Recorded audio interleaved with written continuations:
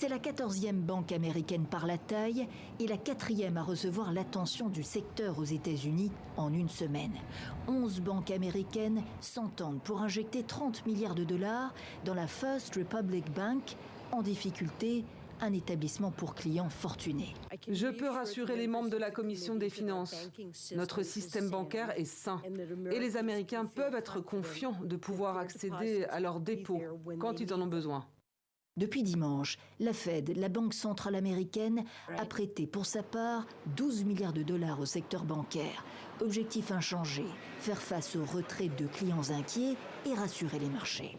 Message reçu sur les places asiatiques ce vendredi, elles se ressaisissent comme Wall Street après une semaine plombée par l'inquiétude. En agissant pour soutenir les banques de petite et de moyenne taille, le secteur bancaire américain a quelque peu allégé les préoccupations des marchés et des investisseurs sur la crise bancaire. Cela contribue indirectement à la stabilisation des marchés d'actions en Asie-Pacifique. Un autre incendie semble avoir été éteint pour l'heure en Suisse.